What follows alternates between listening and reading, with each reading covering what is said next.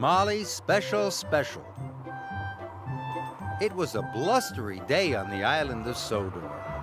Thomas was excited.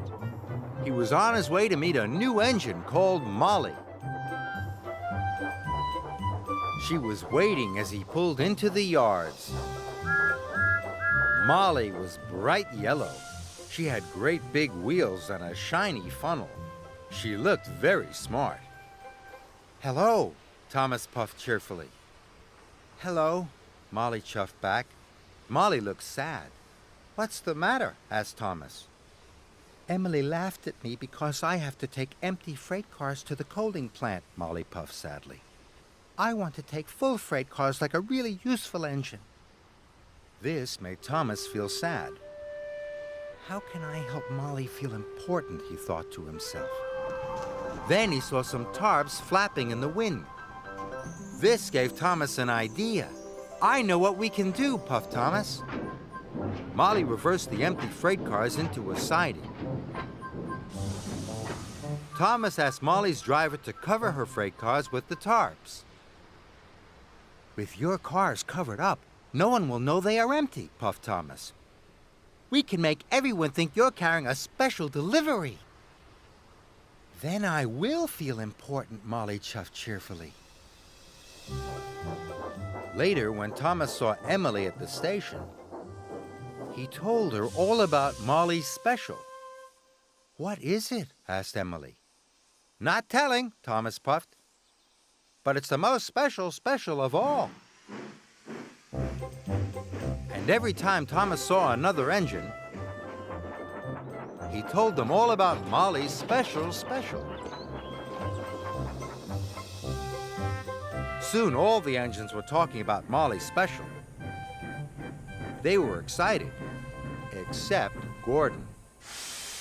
"It won't be as important as my Express," Gordon huffed. "Molly's special is much more important than the Express," puffed Thomas. "And you'll see it tonight at Abbey Station." But then Thomas was worried.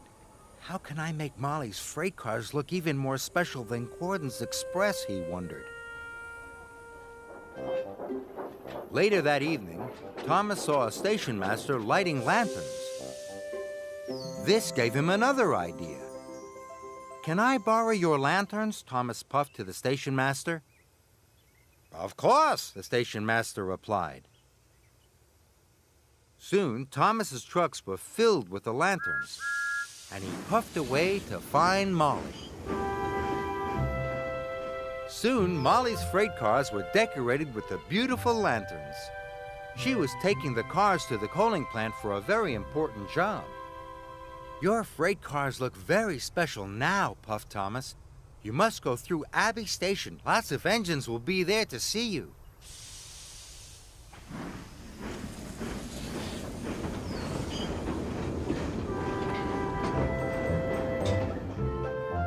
The lanterns on Molly's freight cars twinkled like stars in the night.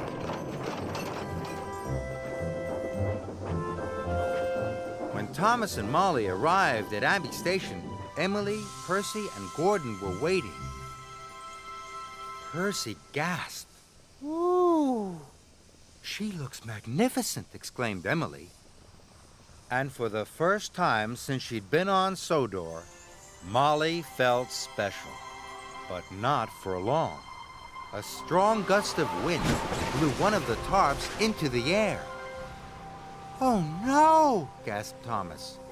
Now everyone could see there was nothing inside. "Those freight cars are empty," Gordon huffed.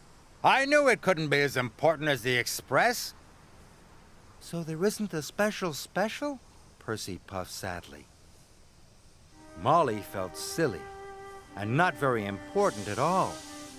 So she puffed away as fast as she could. Thomas felt very bad.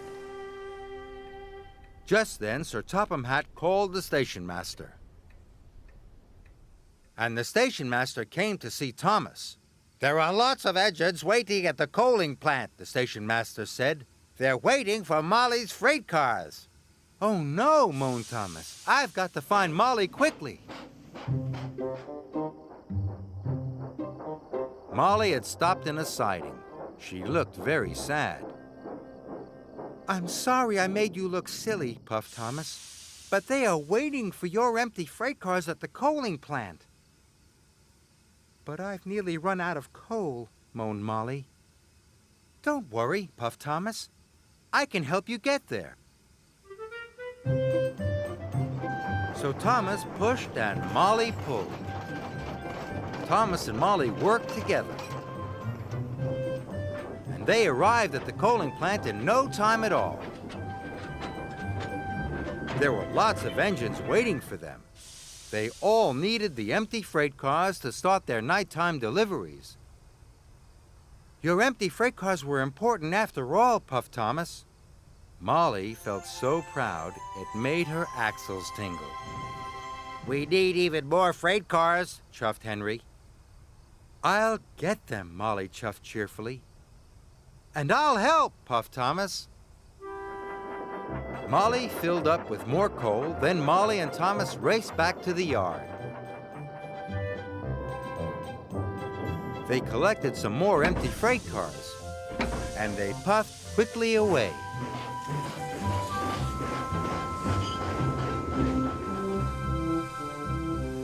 Gordon was stopped at a junction. His signal had turned to red. Out of the way, puffed Molly. Empty freight cars coming through? You see, laughed Thomas. Sometimes empty freight cars are more important than your express.